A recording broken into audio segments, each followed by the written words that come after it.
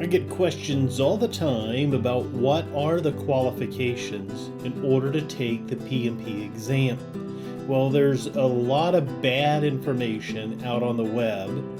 Really, the best source is PMI.org. But I'm going to walk through the qualifications. This is the exact way on how you can qualify for the PMP exam. Not everyone qualifies for the exam. So the PMP requirements, well, you'll complete the application online at PMI.org. Once you submit your application, PMI will review that, and then they will send back an email, your eligibility letter from PMI. Now, this eligibility letter is when you pay for the privilege of taking the PMP exam. It's only after you pay that you find out if your exam will be audited or not. But it's the eligibility letter. You have 1 year from the eligibility letter in order to pass the exam. You can take the test up to 3 times within 1 year. Should you fail all 3 times, then you have to wait 1 year before you can apply again.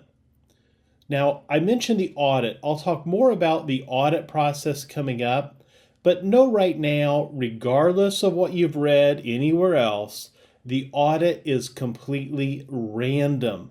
There is no red flag or keyword that triggers your exam application for an audit. It is random. It's a lottery. It's chance. So what are the paths in order to get to the passing the PMP exam? Well, you start with your education. There's a bachelor's degree or a global equivalent of a bachelor's degree, or you might have a high school diploma, an associate's degree, or a global equivalent. Let's start with the bachelor's degree. So if you have a bachelor's degree, within the last 8 years, you have to have 36 non-overlapping months of project management experience. Now, what that overlapping means is if you have 2 projects that are running in tandem for 18 months, you can't say, well, that's 2 projects times 18 months, so that's 36 months of experience. It has to be a total of 36 months of PM experience. So basically, out of the last 8 years, the sum of your project management experience has to be 36 months. In addition, with a degree, you have to have 4,500 hours leading project management tasks. Now, the cool thing about these 4,500 hours, if you are managing 2 projects in tandem, and so you work 20 hours on project A, and also in that same week, you work 20 hours on project B, that's a total of 40 hours. So only the months are unique. The hours are whatever hours you work on whatever project have to total 4,500. Now let's go back and talk about the high school diploma, the associate's degree, or global equivalent. Again, within the last 8 years, you have to have, though, 60 non-overlapping months of PM experience. So it's a little bit more stringent without the degree. You have to have a total of 7,500 hours leading project management tasks within 8 years. Now, both candidates have to have 35 contact hours of project management education. I'm not going to give you a sales pitch, but if you search my name or you look for the PMP courses, you'll see that Joseph Phillips, that's me, I have a PMP course here on Udemy that does qualify for the 35 contact hours of project management education. My company is a PMI registered education provider, and we can certainly help you get those 35 hours of project management education. The passing score is really unofficial. PMI doesn't really tell us what the passing score is. The rumor, the generally accepted score, is 61%. That's 106 correct questions out of 175 scored questions. Now again, that's unofficial. PMI doesn't tell us the passing score, but that's kind of the tradition from exams past when they did tell us what the passing score was. So those are your requirements. You can't take the exam if you don't fit these requirements. So if you only have 18 months of PM experience, you can't take the exam. You have to have at least 36 months with a degree or at least 60 months of PM experience without a degree. Let's talk more about these non-overlapping months. I get a lot of questions about this. Well, the non-overlapping months, in this example, we got a project manager and he has 3 projects that he's managed. So project A lasts for 12 months. Project B took place in that same time frame. You can see it's a little staggered and it lasts for 12 months. And project C lasted for 18 months. So of these 3 projects, this person can't say 12 plus 12 plus 18 for a total of 42 months. No, it's only 18 months within this window. You can't count the overlapping. Now again, the hours though, the hours that the person worked in each month on each project, the sum of those can go towards the 4,500 or the 7,500. So that's acceptable. Now your contact hours that you need for PM education, on your exam, your exam application, they're going to ask you, have you had your project management education? And the answer you'll say is yes, if you've had your PM education. These are contact hours. You can get your contact hours from a number of sources. Ideally, you get those from a PMI registered education provider. If you took a course in college, that counts. There's no time limit as to when you had your project management education. So college project management courses will count. Maybe your company offered a PM course. Well, that will count.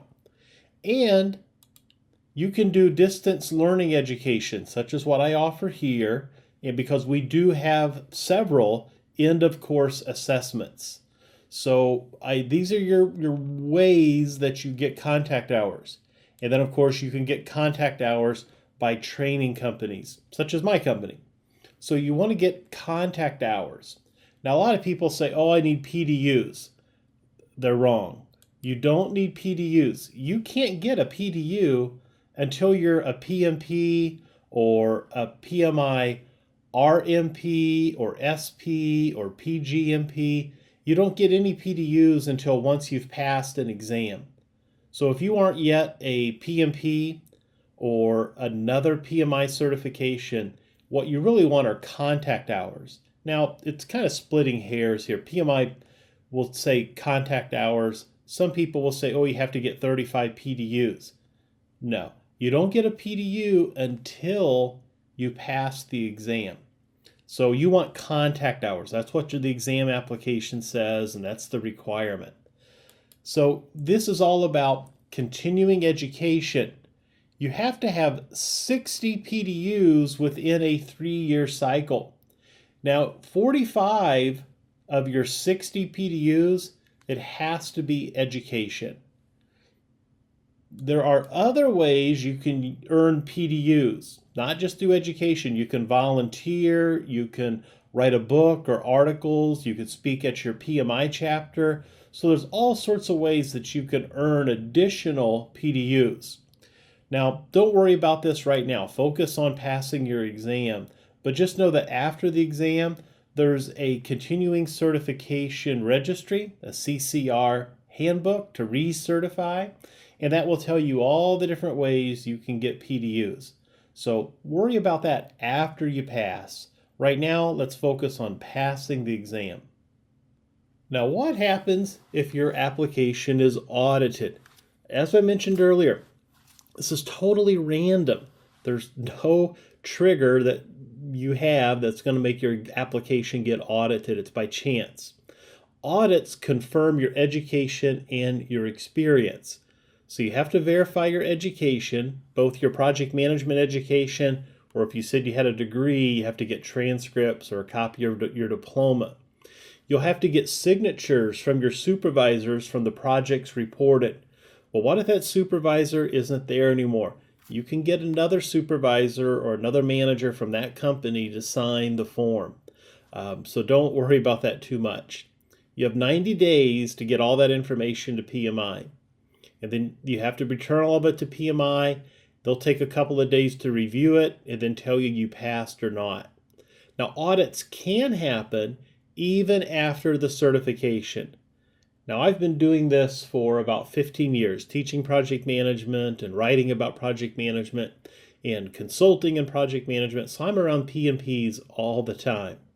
And I have never met anyone or heard of anyone getting audited after the certification. But certainly it can happen. So, of course, the best rule is honesty is the best policy. Now, another question I get is, well, what's it going to cost to take this exam? So let's talk about your exam fees, because of course it's not free. It's $405 if you are a PMI member. It's $555 if you are not a PMI member. All right, how much to join PMI? It's $129 to join PMI. So you can do some math there, and it's going to make sense to join PMI and take the exam rather than abstain and not join PMI.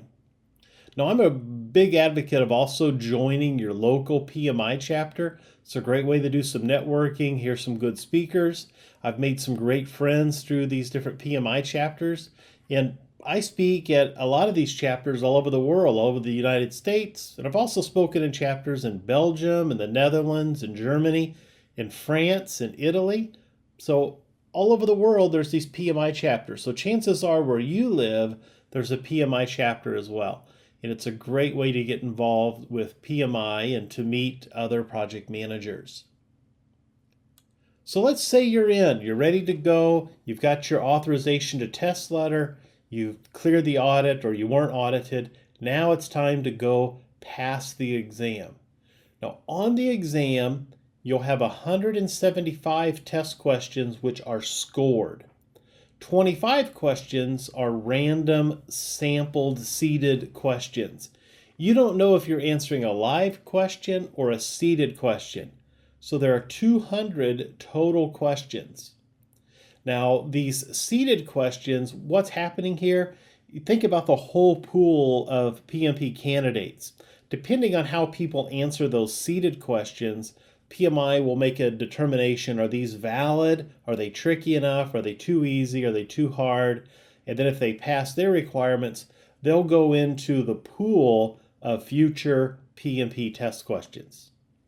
You have 4 hours to pass the exam once you sign into the computer at the Prometric Testing Center.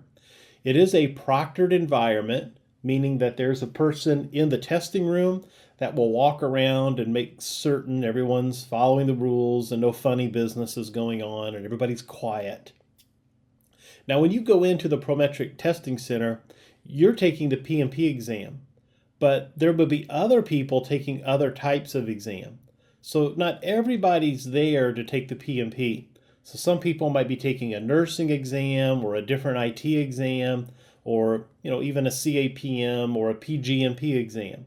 So what happens is you log into the system and then your exam is displayed on your computer at Prometric.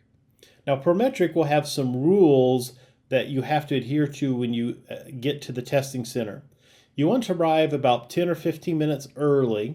And once you check in with the receptionist, they will allow you to have access to a locker. You have to put your jacket, in your phone, your wallet, your purse, anything that you have on your person has to go in this locker. You can't open that locker until you're done with the test. So you can't take anything into the testing center. So I had a person recently tell me they had some chapstick in their pocket. They had to put that in their locker. They can't take it in. Can't take anything in to the testing center. Now, the testing center will give you 6 pieces of paper and a couple of pencils. There is a calculator in the software. Now, some testing centers may give you a whiteboard instead. You have no way of demanding a piece of paper and pencil. If you get the whiteboard, sorry, you have a little whiteboard to take your notes and do the calculations on. I prefer the paper and pencil. I'm sure you would too, but that's just the rules and the preference of the testing center. So be aware of that.